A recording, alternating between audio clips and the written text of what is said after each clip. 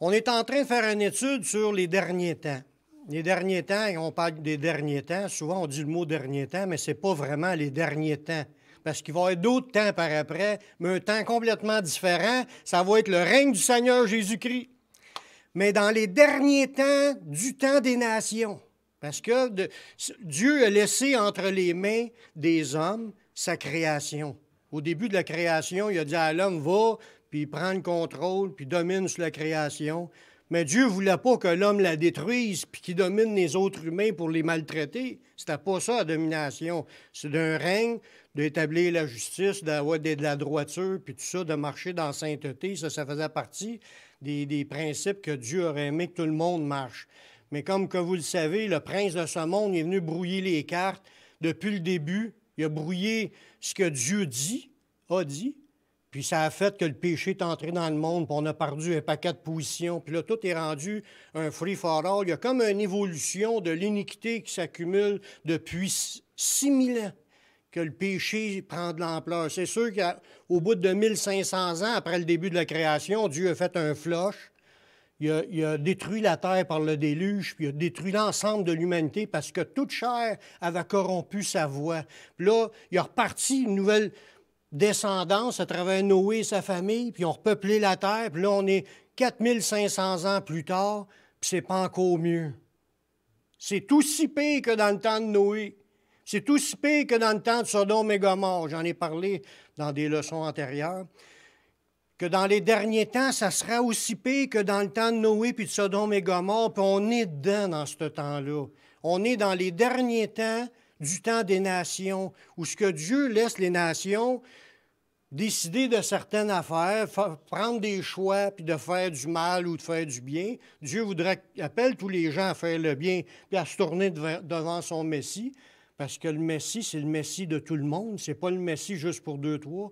C'est le Messie pour la terre entière, mais il faut y aller à lui pour le recevoir, pour recevoir le pardon, puis d'être régénéré, puis d'avoir le Saint-Esprit.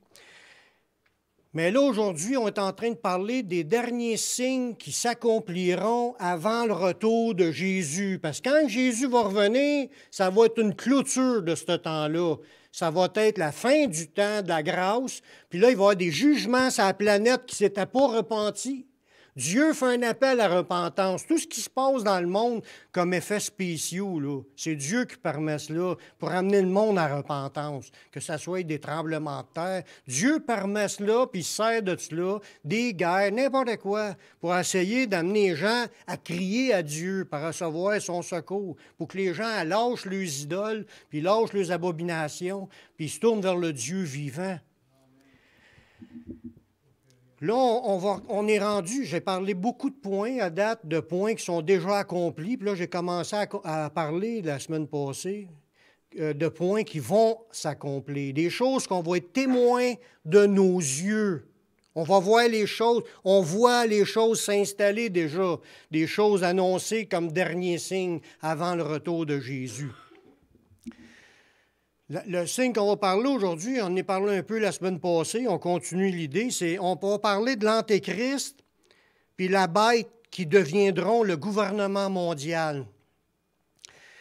Ça, c'est des choses que les chrétiens vont voir.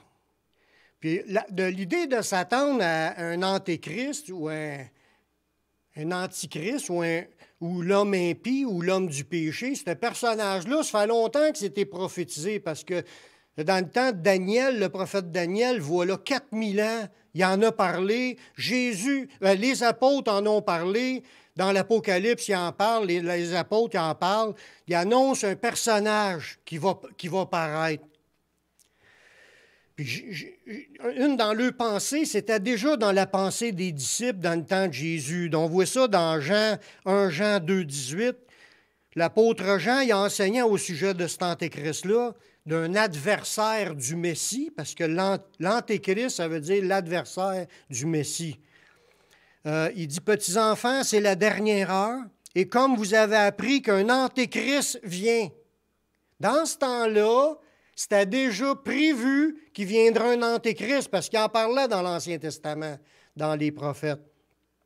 Et il y a maintenant plusieurs antéchrists. Par là, nous connaissons que c'est la dernière heure. c'est qu'il y en a eu beaucoup d'antéchrists, de gens, des adversaires contre Jésus. Il y en a eu beaucoup des gens qui prêchent de fausses doctrines, ils prêchent d'autres choses que Jésus. Ça fait longtemps que ça existe, cet esprit d'antéchrist-là dans le monde. Il y en a plusieurs antéchrists. Mais il dit, vous avez appris qu'un antéchrist vient. Ici, on parle d'un spécial, plus pire que toute la gang de ce qui a été vu à date depuis le début de la création. Un personnage dictateur mondial, né par la puissance du diable dans la méchanceté, puis de la rébellion, puis d'offense à Dieu, quelque chose qui est une abomination aux yeux de Dieu. On a parlé un peu la semaine passée sur l'apostasie qui était pour entrer dans l'Église, que le péché rentre dans les églises présentement, puis ça fait une diminution de la charité du plus grand nombre qui se refroidit. Ça fait que les gens, en devenant moins charitables, moins dans l'amour de Dieu les uns pour les autres, l'Église, il y a des révoltes, puis il y en a qui vont abandonner, il y en a qui vont se trahir, il y en a qui vont se livrer aux autorités entre eux autres, là, en parlant entre chrétiens. Ce qu'on voit sur Internet, des guerres de chrétiens qui se bombardent avec des versets, là, ça en est une démonstration de non-charité. C'est ce qui se passe présentement. Le monde n'a plus la vision. Hey, c'est un enfant de Dieu. On fait partie de la même gang. Comme j'ai déjà dit dans une prêche, il dit l'armée du Seigneur, c'est quasiment la seule armée sur la planète qui s'entretue. Mais ça va devenir comme ça à cause qu'on est dans les derniers temps. On est dans des temps difficiles. Il ne faut pas penser que c'est facile de vivre une vie chrétienne. Oui, si on s'enferme dans notre maison, puis tout est fermé, là, c'est sûr qu'on va trouver ça moins dur. Mais quand une minute tu mets le pied dehors, tu fais face à du monde qui ne savent pas vivre, du monde qui te font sentir des oppressions. Puis Jésus, on en a parlé la semaine passée, c'est à cause que le monde nous haït. Pourquoi qu'il nous haït? C'est à cause qu'on porte le nom de Jésus. Mais s'ils aiment Jésus, ils vont t'aimer. S'ils n'aiment pas Jésus, ils vont t'haïr. Il dit, le disciple n'est pas plus que son maître, puis il dit, ce qu'ils m'ont fait, ils vont vous faire la même chose. Fait que faut s'attendre en tant que chrétien qu'il va y avoir des temps durs dans la fin. Mais pourquoi que Jésus nous a dit ça? C'est parce qu'il faut se préparer. Il faut se renforcer. Il faut devenir des gens matures, solides dans le Seigneur, puis qu'on ne se laisse pas intimider, puis se laisser écraser. Tu t'en vas. Tu ne cherches pas à chicaner avec personne, mais puis tu ne donnes pas tes perles au pourceau. C'est ce que Jésus nous dit. J'ai parlé de l'apostasie qui rentre, puis qui là, il va apparaître à cause de l'apostasie, parce qu'il y a le même esprit dans l'apostasie. L'apostasie, c'est le mensonge qui rentre dans l'Église, puis le monde prêche des mensonges, puis ils vivent des mensonges qui sont des choses contraires à la parole de Dieu. C'est du mensonge. Puis l'esprit de mensonge qui est là va aussi accompagner l'Antéchrist. C'est le même esprit qui travaille depuis Adam et Ève, qui a parlé à Ève puis à Adam. C'est cet esprit de mensonge-là face à Dieu n'a pas vraiment dit ça. Dieu, y a-tu réellement dit ça? Dieu, c'est pas ça qu'il voulait dire. Ou toi, si tu développes, tu vas être Dieu. C'est ça la pensée de l'Antéchrist, de se penser Dieu. Là, on voit dans 2 Thessaloniciens 2, au chapitre 3, ça dit que personne ne vous séduise, le jour du Seigneur n'est pas revenu encore, car il faut que l'apostasie soit arrivée auparavant et qu'on ait vu paraître l'homme du péché. Là, on parle de cet adversaire-là, cet antéchrist-là qui est supposé venir. Un parmi tant d'autres, mais un exceptionnel.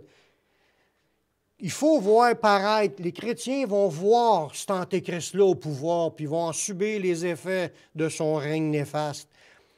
La Bible l'appelle le fils de la perdition. Ce n'est pas des farces, parce que ce qu'il va, lui, il va présenter au monde, il va se présenter comme étant Dieu. Un humain, il va se passer pour être un Dieu, pour être Dieu.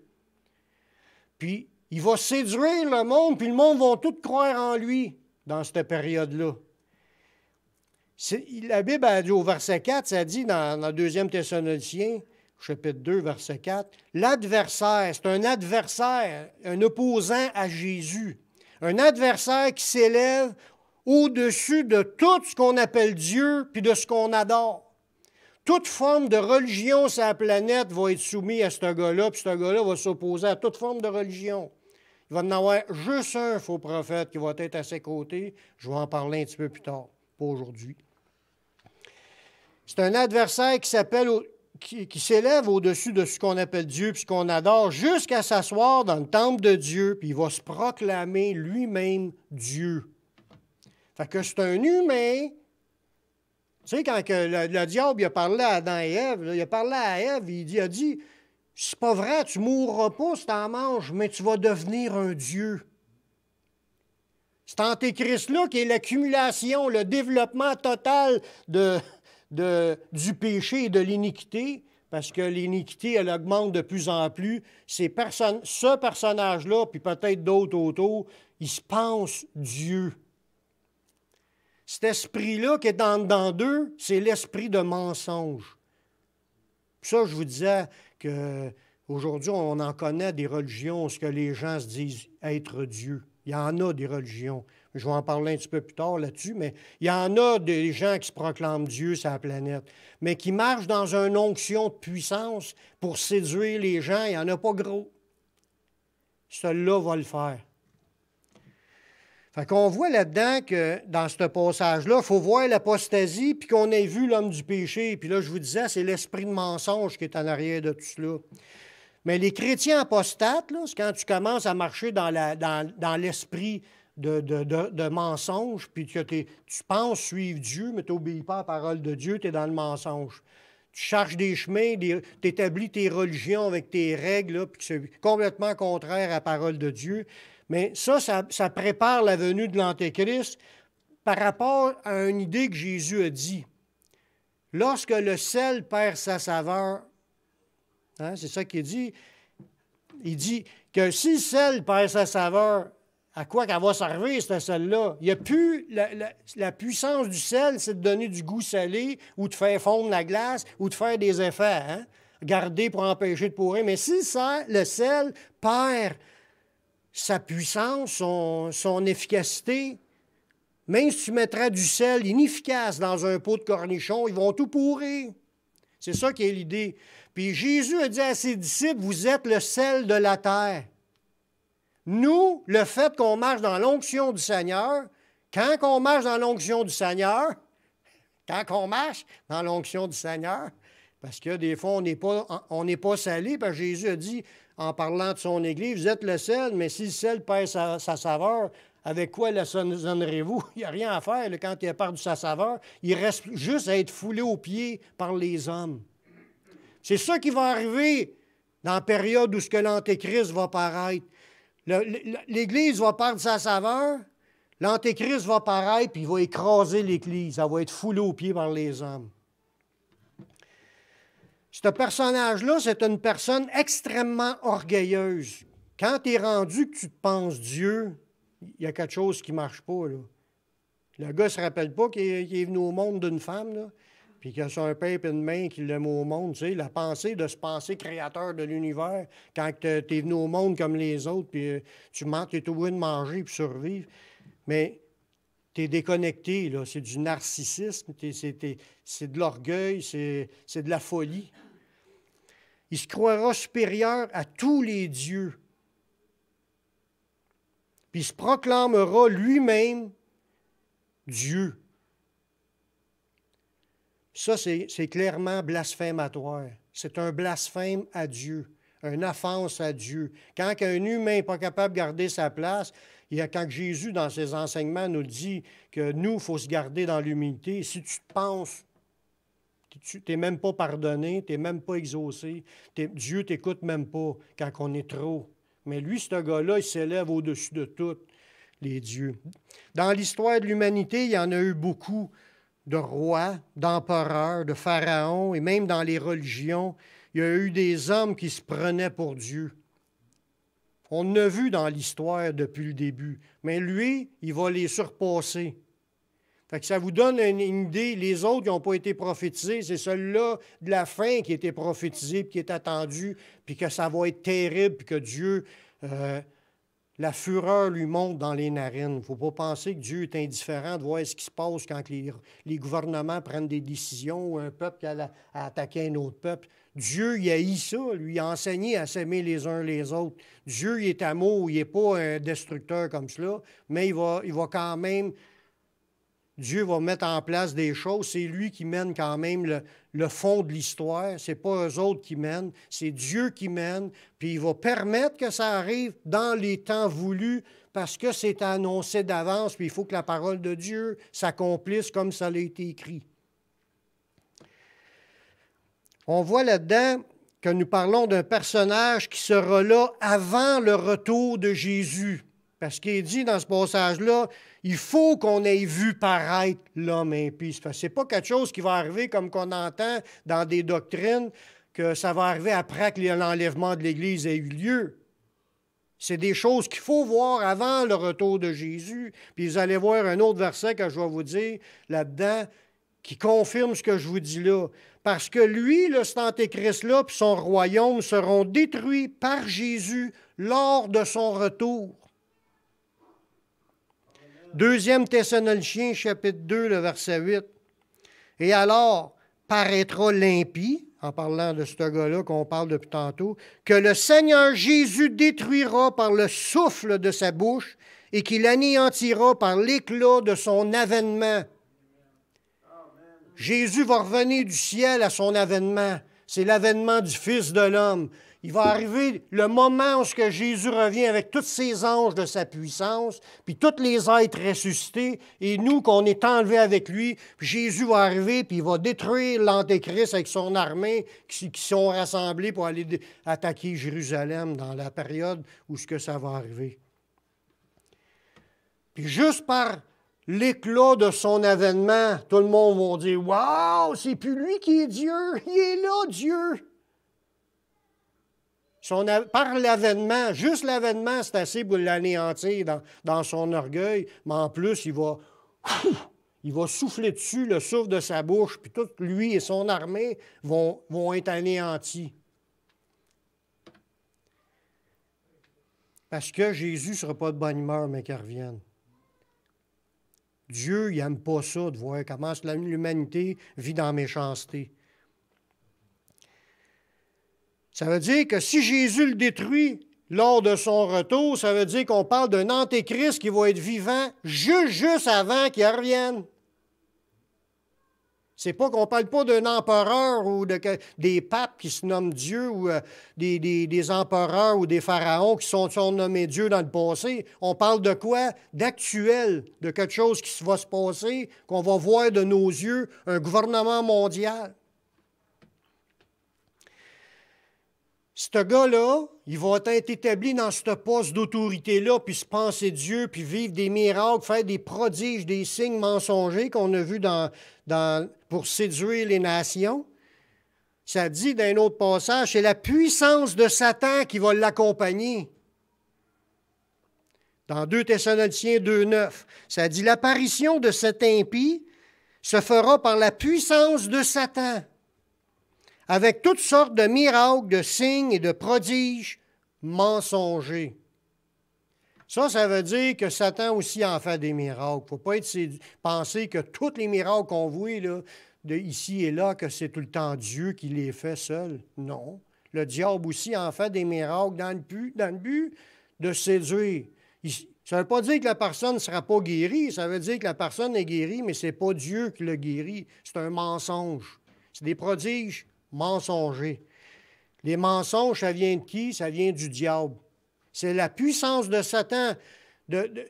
Satan, là, c'est un ange de lumière avant. Il est devenu Satan par après. Mais il est encore capable de se présenter comme un ange de lumière. Mais ses ministres, c'est des ministres qui se déguisent en ministres de justice.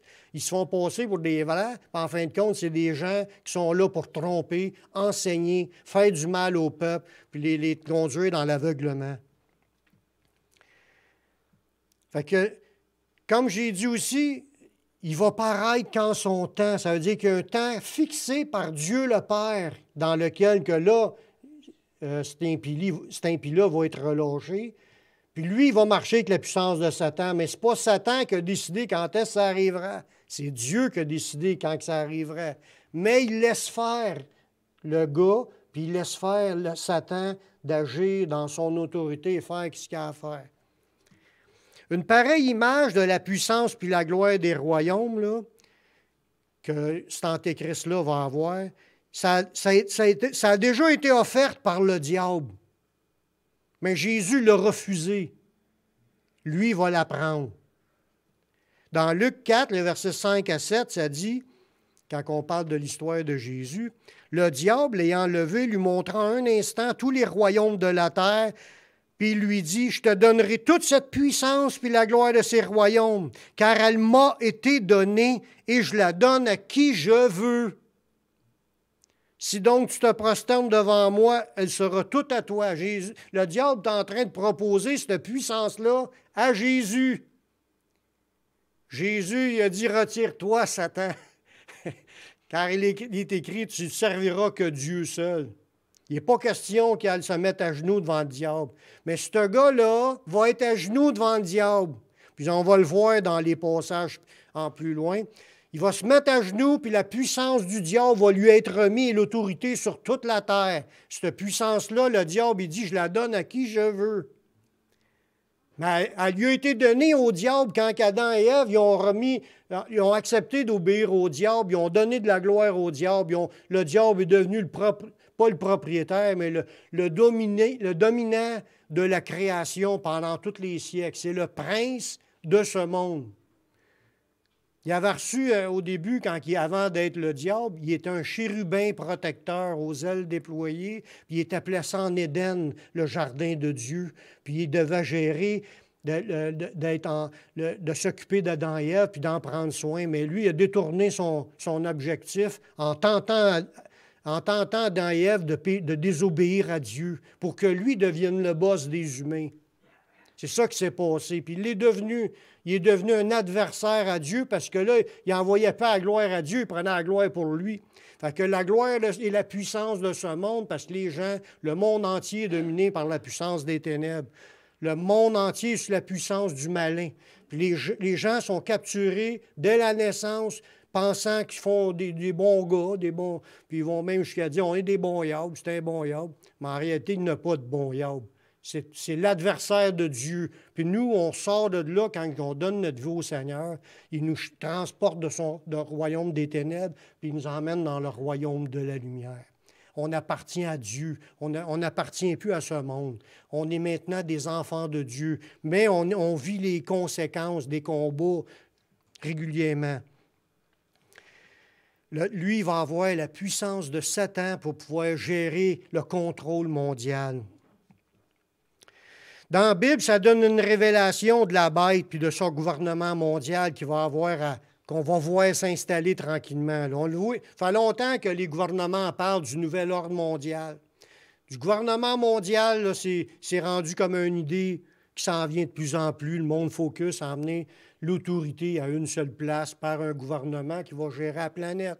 Peut-être que ça va être bénéfique au début, puis que le monde va être content, puis ça le dit même qu'ils vont dire qui est semblable à la bête et qui peut combattre contre elle. Mais en réalité, ils ne savent pas, puis ils sont séduits, qui sont menés par le diable lui-même, qui lui donne des bonbons pendant un temps, mais après ça, ça va être catastrophique sur la planète.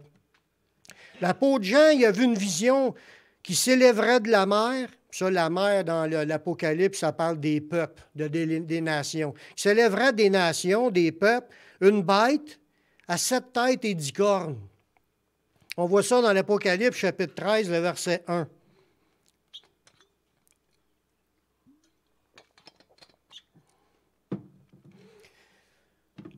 Il se tient sur le sable de la mer.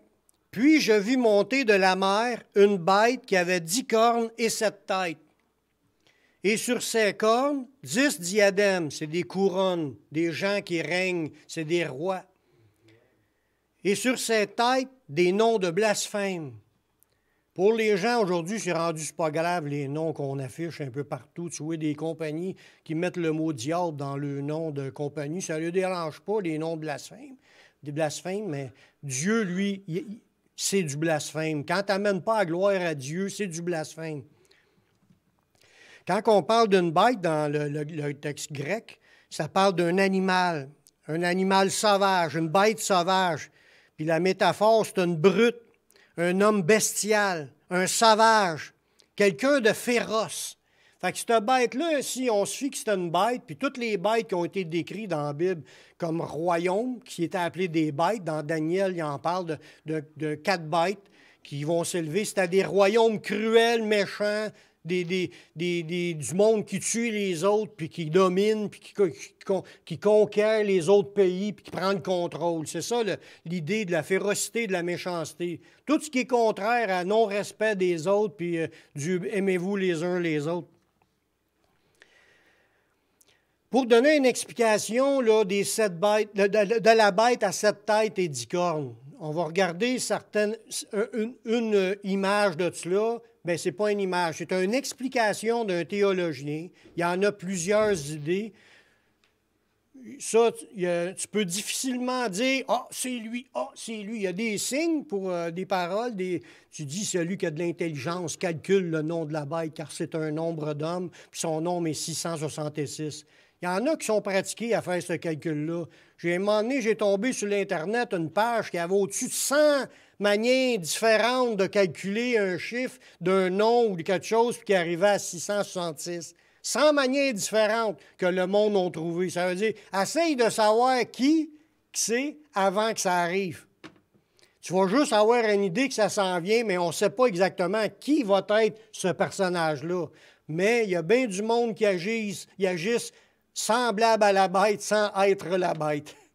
Quand on regarde les empereurs, puis tous ceux qui ont vécu jusqu'à aujourd'hui, je vous disais tantôt, qui se proclament Dieu, puis qui sont à les empereurs romains, là, c'était pas des enfants d'école, là, c'était des tueurs, des conquérants, ils ont détruit des villes, des villages, des pays pour prendre le contrôle. Puis ça se produit encore aujourd'hui. Fait que du monde méchant, c'est pas nouveau. Mais là, on veut savoir qui c'est. Lui, son commentaire dans le dictionnaire biblique de Johnson, c'est le dictionnaire Peuple du Nouveau Testament, il mentionne les noms des 7 têtes. Il ne présente pas ça comme étant 7 nations qui vivent aujourd'hui. Il parle de 7 royaumes, empires royaumes qui ont été dans l'histoire, qui ont attaqué le peuple juif. Alors, regardez bien les noms. Ça, il nous dit l'Égypte, quand l'Égypte, ils ont gardé en captivité le peuple juif. C'était le premier. Il y a eu la Syrie, Babylone, la Perse, la Grèce, la Rome. Tout de suite, là, il y en a 6, puis il dit le 7e, d'après son opinion, ça se réfère à l'empereur d'Orient ou de la Grèce, là, l'Empire romain d'Orient, qui continua son règne despote après la chute de Rome. Cet empire était également un persécuteur. Puis aucun empereur n'a été plus cruel que Justin. Ça, en analysant ça, c'est parce que quand il décrit la bête, c'est que Daniel, il en parle un peu plus loin, puis je ne voulais pas rentrer dans tous les détails, il y a trop de détails là-dedans. Mais il parle de la bête, il y en a 5 qui sont tombés, un qui est, puis l'autre paraîtra. Fait qu'il parlait des 7 têtes, qu'il y en avait 5, c'était du temps passé au temps d'un certain temps, puis que les autres devaient paraître. Fait que l'idée, c'est que il ne faut pas penser que ça vient tout d'un coup sec, ces 7 têtes-là. C'est 7 moments où il y a eu des gouvernements mondiaux, puis qui ont fait la dictature sur l'humanité. Mais ça dit qu'il y en a un de ceux-là qui va revenir. Ça, on va le voir dans un verset. Dans la vision du prophète Daniel, il y a une vision d'un animal à 10 cornes représentant l'Empire romain. Dans Daniel 7,7. Après cela, je regardais pendant mes visions nocturnes et voici, il y avait un 4e animal, terrible, épouvantable et extraordinairement fort. Puis il y avait de grandes dents de fer. Il mangeait et brisait, il foulait aux pieds ce qui restait. Il était différent de tous les animaux précédents, puis il y avait 10 cornes. On voit là-dedans qu'il est en train de prophétiser l'Empire romain. Mais après ça, l'Empire romain s'est éteint. Mais après ça, c'est parce que la bête va revenir comme étant une de ces empires-là qui va ressusciter. C'est pour ça que les gens, aujourd'hui, les théologiens, pensent que ça va être comme une résurrection de l'Empire romain qui va revenir, formant 10 pays qui vont recevoir une autorité puis vont faire un contrôle mondial. À la fin des temps, cette bête reviendra. C'est ce que je vais vous expliquer dans un verset qui dit cela. Apocalypse 17, le verset 8. La bête que tu as vue était, et elle n'est plus. Mais elle doit monter de l'abîme, c'est comme ça ressuscite, et aller à la perdition. Et les habitants de la terre, ceux que le nom n'a pas été écrit dès la fondation du monde dans le livre de vie, s'étonneront en voyant la bête parce qu'elle était, elle n'est plus et qu'elle reparaîtra. Voyez-vous, c'est comme si un des empires qui a déjà existé va se revenir. Ça va être un empire qui va prendre le contrôle de la planète par la puissance du diable. Le diable lui donnera sa puissance et son autorité. Apocalypse 13, 2. La bête que je vis était semblable à un léopard, ses pieds étaient comme ceux d'un ours et sa gueule comme la gueule du lion. Le dragon lui donna sa puissance et son trône et une grande autorité. Ça veut dire que cette bête-là va avoir le contrôle par la puissance de Satan, puis son trône même va lui être donné par la puissance de Satan, puis ils vont avoir une grande autorité. Comme l'Empire romain qui régnait sur toute la terre de cette époque-là, pratiquement toute la terre. Une de ces têtes, parce que là, on parlait des têtes, les 7 têtes, là, une de ces têtes recevra une blessure mortelle et sera rétablie. C'est ça l'idée qu'elle va elle existait, elle n'existera plus, puis elle va revenir. L'Apocalypse 13.3 dit « Et je vis l'une de ses têtes comme blessée à mort, mais sa blessure mortelle fut guérie, et toute la terre était dans l'admiration de la dernière bête. » Parce que ça va être la dernière bête, celle qui va être là dans la fin des temps avant que Jésus revienne, que Jésus va détruire. Fait qu'il y en a qui interprètent ce passage-là en disant que c'est le personnage qui va être détruit, comme ça peut être l'idée. Parce qu'il y en a qui pensent que c'est le faux prophète qui va mourir, pas faux prophète. L'Antéchrist, le personnage impie, l'homme impie, c'est le dominant, il va mourir puis il va ressusciter. Il y en a d'autres qui pensent que ça parle du pays. La tête, c'était un des pays qui existait puis qui n'existait plus puis qui va revenir. Un empire qui va revenir. Les gens se tourneront. On l'est déjà comme ça, mais ça va être encore pire. Ils se tourneront vers des cultes sataniques pour glorifier le diable d'avoir amené cet antéchrist au lieu de louer, de bénir, de servir le seul Dieu créateur de tout. Parce que ça va séduire l'humanité, ce qui va se passer par les miracles qui vont se produire.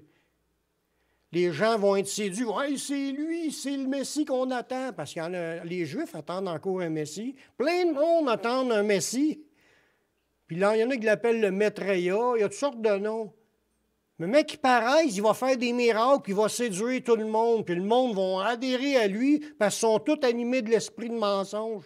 Les seuls qui adhéreront pas, c'est ceux qui ont l'amour de la vérité pour être sauvés. La vérité, c'est la parole de Dieu. Si tu aimes la Bible puis tu veux baser ta foi dans ce qui est écrit, reste attaché à ça, puis tu ne seras pas séduit, tu n'embarqueras pas dans cette séduction-là. Mais tu verras du monde guéri autour de toi, la puissance de Satan va être en action pour séduire, parce que c'est un faux. Il ne faut pas embarquer dans n'importe quoi. Il faut écouter ce qui se dit, voir si c'est biblique.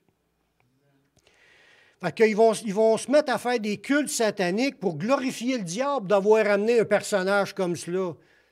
C'est comme s'il y avait un autre Jésus qui apparaîtra, mais là, tout le monde le suivra, mais qui sera animé du diable à la place d'être animé de Dieu. C'est une affaire semblable à ça, là. Puis qui se fait passer pour Dieu. Il se dit Dieu, Jésus, il est à Jésus. On le croit, on le sait. Mais l'autre qui va paraître, lui, c'est un faux, il ne vient pas de Dieu. Dans Apocalypse 13.4, ça dit « Ils adorèrent le dragon. » Le dragon, c'est le diable. Parce qu'il avait donné l'autorité à la bête, puis ils adorèrent la bête. Fait que lui, il se proclame Dieu. Ils vont aussi se mettre à genoux devant lui en disant qui est semblable à la bête et qui peut combattre contre elle parce que ça va être une super puissance mondiale. Cette puissance mondiale-là continuera à se glorifier pendant 3 ans et demi de son règne. Dans Apocalypse 13, 5. Puis il lui fut donné une bouche qui proférait des paroles arrogantes et des blasphèmes. Et il lui fut donné de pouvoir agir pendant 42 mois. C'est un royaume-là qui va s'élever, puis qui va être en contrôle mondial, puis qui vont faire tout ce qui va avoir à être fait, comme en exemple la marque de la bête. J'en parle pas aujourd'hui, mais ce contrôle mondial-là, c'est lui qui va le faire, mais il va se glorifier. Puis son règne, ça dure 3 ans et demi. Fait qu'il reste au moins encore 3 ans et demi pendant le règne de ce gars-là. Ça veut dire que Jésus ne revient pas cette semaine, ça c'est sûr.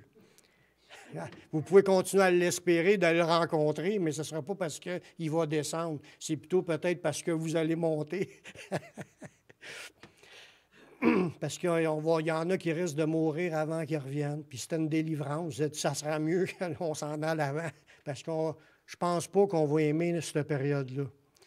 Cette puissance mondiale continuera à se glorifier pendant 3 ans et demi, mais dans leur se glorifier, là, on parle de s'élever, dire des affaires qui n'ont pas de bon sens, qui sont une offense à Dieu. Il dit c'est des paroles arrogantes et des blasphèmes. Quand quelqu'un se proclame Dieu, il se pense Dieu, c'est du blasphème. Il y en a juste un qui l'était, c'est Dieu qui est dans le ciel, puis il a envoyé son Fils, il est remonté, il est en 3 êtres distincts, c'est Père, Fils et Saint-Esprit. Il n'y a pas d'autre morceau qui va là pour être Dieu.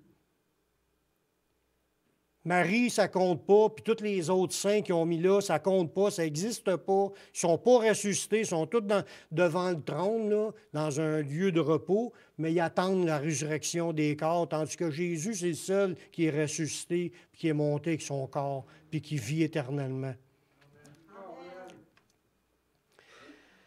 Fait que tous ceux qui se disent ça à terre, on est Dieu, blablabla, puis le nouvel âge, il est fort là-dedans. On est Dieu, on est en communion avec la nature, bla. C'est tout du mensonge, ça, là. C'est du blasphème aux yeux de Dieu. En étant dans un contrôle mondial, cet empire va s'acharner à faire la guerre aux chrétiens. Parce que lui, il se nomme Dieu. Puis tout le monde, ça dit dans un autre passage qu'on va voir, tout le monde va se mettre à genoux devant lui, sauf les chrétiens. Ça fait un peu penser à l'histoire de Shadrach, Meshach et Abednego quand ils leur ont demandé de se prosterner devant la statue. Eux autres, il n'y en a pas question. Puis l'autre, le roi, dans ce temps-là, c'est le roi de Babylone, un conquérant, un de ceux qui se pense à Dieu, puis qui se disait, par ma grande puissance et ma magnificence, j'ai tout fait mon royaume. Dieu l'a envoyé manger de la poussière, manger du gazon pendant 7 années afin de l'humilier. Mais c'est un homme et non Dieu. Mais ça va être un peu la même image qui s'est produite dans ce temps-là, va se produire. Ce monde-là, le monde va adorer parce qu'ils sont séduits. Ils vont l'adorer, ce gars-là. Ils vont se mettre à genoux, sauf ceux qui appartiennent au Seigneur ne se mettront pas à genoux. C'est pour ça qu'il va y avoir une guerre, des conséquences, ou appelez ça comme vous voulez. Dans Apocalypse 13, 17, il lui fut donné une permission à cet empire mondial satanique de faire la guerre aux saints et de les vaincre. Il va y avoir une persécution mondiale contre les chrétiens, pas partout. Mais la Bible, elle en parle qu'il y en a qui vont être en captivité, puis il y en a d'autres qui vont périr par l'épée. Mais la Bible parle aussi de 2 qui vont être dans un champ, un va être pris, l'autre va être laissé. Ça veut dire qu'il va y avoir du monde qui vont être à l'état naturel dans la vie, en train de travailler dans le champ, ou il y en a d'autres, 2 dans un lit, un va être pris, l'autre laissé.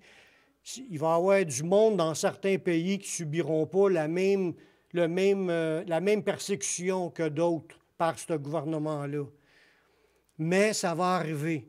Puis il y en a plein qui vont périr. Déjà, il y a souvent des chrétiens qui se font couper la tête, puis se font mettre en prison, se font brûler les églises, puis toutes sortes de troubles présentement ailleurs. Mais on ne sait pas comment ça peut revirer. Mais il ne faut pas penser que c'est les musulmans qui vont prendre le contrôle. Pourquoi? Parce que cet antéchrist-là va s'opposer à tout ce qu'on appelle Dieu. Il va s'opposer aussi contre le musulman, la religion musulmane. Il va s'opposer sur tout, sauf une qu'on va voir avec le faux prophète qui va être avec lui. On va voir ça plus tard, si Dieu le veut. Fait qu'il va lui être donné, là. Il lui fut donné. C'est une permission que Dieu fait avec un contrôle. C'est Dieu qui veut cela, pas qu'il veut cela, mais ça fait partie. Dieu ne voulait pas que Jésus meure, mais il fallait que Jésus meure. Il y a des raisons pourquoi Dieu permet des choses qu'on ne comprend pas. Pourquoi il ne l'a pas protégé? Mais il fallait qu'il meure. Il fallait que s'accomplisse ce qui était écrit. Puis vu que ça, c'est écrit dans l'Ancien Testament, que ce royaume-là va faire la guerre aux saints pour les vaincre, mais il faut que ça s'accomplisse. Fait que quand ça va arriver, si ça nous arrive, il ne faut pas dire Dieu nous a abandonnés. Pas pantoute, Dieu contrôle tout, puis il permet ça parce qu'il sait qu'il va te donner la force de pouvoir la supporter, ton épreuve. Puis tu vas être encore debout quand Jésus va venir te chercher. L'important, c'est que tu cherches à être rempli de sa force aujourd'hui pour être capable de rester debout jusqu'à la fin. Il nous donne cette responsabilité-là de chercher en lui la force nécessaire pour passer à travers de ce qui s'en vient. Il lui fut donné, au verset 7 encore, de faire la guerre. Non, il fut donné de faire la guerre aux saints, et il lui fut donné aussi autorité sur toute tribu, tout peuple, toute langue, toute nation. C'est un contrôle mondial. Tous les gens de la planète s'agenouilleront devant lui, sauf ceux qui appartiennent à Dieu. Apocalypse 13, 8, ça nous dit « Et tous les habitants de la terre l'adoreront. » Adorer, là, c'est se mettre à genoux, se prosterner. Tous les habitants de la terre vont être séduits puis vont croire. Puis on va voir même que la semaine prochaine, si Dieu le veut, le faux prophète va faire une image de ce personnage-là, puis ils vont animer cette image-là, puis ils vont faire que le monde soit obligé de se prosterner, puis de recevoir sa marque pour un signe d'appartenance. Tous les habitants de la terre l'adoreront. Ceux dont le nom n'a pas été écrit dans le livre, ceux qui n'ont pas été écrits dès la fondation dans le livre de vie de l'agneau qui a été immolé. Dieu a écrit des noms puis il nous a appelés. Il a établi des règles pour qu'on devienne son disciple. C'est ses lois à lui. Il a décidé, crois au Messie, repens-toi, puis engage-toi à suivre Jésus. Mais il savait d'avance que tu le feras. Fait qu'il te connaissait d'avance. Il a écrit ton nom dans le livre avant même que ça commence. Mais ton rôle, c'est de persévérer jusqu'à la fin parce qu'un nom, ça s'efface.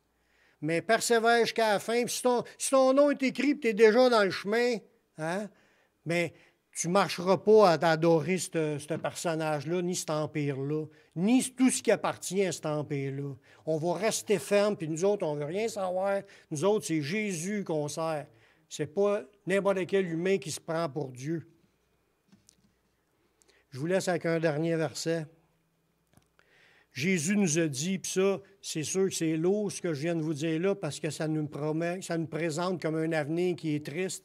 Mais faut aussi regarder au moins un verset qui nous rassure que Jésus, il sait qui qu'on est, puis il sait où ce qu'on est aussi. Il sait qui qu'on est. Il connaît ses brebis. Il dit, mes brebis, je les connais, il y a de me suivre. Bon, il nous connaît, puis il sait où ce qu'on est pour le moment, ce qu'il va venir nous chercher.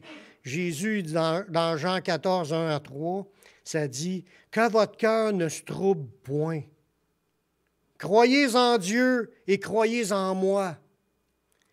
Il y a plusieurs demeures dans la maison de mon Père. Si cela n'était pas, je vous l'aurais dit. Je vais vous préparer une place. » Il parle à nous, là, aujourd'hui. On est tous assis là pour lui, là. Il parle à nous. Il est en train de nous préparer une place. Il est en train de nous dire, regarde là, tout ce qui s'en vient, je te l'explique. Là. C'est tout écrit dans la Bible pour l'annoncer d'avance. Mais pense, il dit, trouble-toi point. Crois seulement à tout ce que je te dis. Il dit, je te connais. Je sais où ce que tu habites. Je suis en train de te préparer une place, l'autre bord. Pense à ce qui vient après. Puis lorsque je m'en serai allé, puis que je vous aurai préparé une place, je reviendrai et je vous prendrai avec moi. Alléluia! Il va nous prendre avec lui afin que là où je suis, vous y soyez aussi. Y a-t-il quoi de plus beau que ça de savoir qu'un jour, il va venir nous chercher? Je ne dis pas que ça va être facile, là, ce chemin-là, mais pensons, focusons, il y a un jour, il va venir nous chercher, il va nous prendre avec lui, afin que, où ce que lui, il est, mais que nous y soyons aussi. Restons accrochés aux promesses de Jésus. On n'a pas le choix de parler de ces horreurs-là, il n'y a pas grand monde qui en parle. Parce qu'on tient tout. Ah, ça, c'est après la grande tribulation. C'est après l'enlèvement. C'est pas vrai. C'est avant l'enlèvement. Je l'ai dit tout à l'heure, il fallait que l'Antéchrist soit détruit par la venue de Jésus, son avènement. Ça veut dire que c'est pas après. Il ne peut pas être détruit avant qu'il existe. Là. Il est là, il va être là. Puis Jésus, mais qu'il revienne, il vient nous chercher pour nous prendre avec lui. Fait qu'il va y avoir plein de chrétiens encore qui sont debout devant lui, vivants. Ou, je ne sais pas, dans notre maison peut-être, ou en prison, je ne sais pas. Mais il y en a qui vont être vivants, puis il va y avoir cet empire-là qui va régner de méchanceté et de malheur. Mais quand Jésus va revenir, il va y régler son cas par l'éclat de son avènement, puis le feu qui sort de sa bouche, le souffle de sa bouche. Pouf! Et voilà, il n'y a plus d'Antéchrist, fini ses règnes de terreur. Il s'en va direct dans les temps de feu. C'est ça qui va se produire. Pour nous, frères et sœurs, restons accrochés à la grâce de Dieu, demeurons fermes dans la foi qu'un jour, Jésus s'en vient me chercher, il s'en vient vous chercher. Dites-le, il s'en vient me chercher. Il s'en vient me chercher. C'est juste une question de temps, il s'en vient me chercher. Merci, Seigneur. Seigneur, on te remercie pour ta parole qui est vraie. On te remercie de ce qu'on vient de voir, Seigneur. C'est toi qui l'as révélé, c'est toi qui nous en montres les bouts un peu partout pour nous faire comprendre ce qui s'en vient, puis on sait que ça va arriver. Ce qu'on te demande, Seigneur, donne-nous la foi, donne-nous une fermeté, donne-nous l'assurance, donne-nous la force pour rester debout et de ne pas broncher, de ne pas accepter quoi que ce soit qui vient de ce royaume-là qui s'en vient. On veut que rester en communion avec ton esprit, puis marcher dans la foi dans notre Sauveur qui est Jésus-Christ. Merci de ton Saint-Esprit qui va nous garder, nous fortifier, nous affermer, puis nous ouvrir des portes pour aller où il faudra aller selon ton plan, Seigneur. Tu tiens toutes choses en contrôle. On te remercie de tout ce que tu nous révèles dans le nom de ton Fils Jésus. Amen.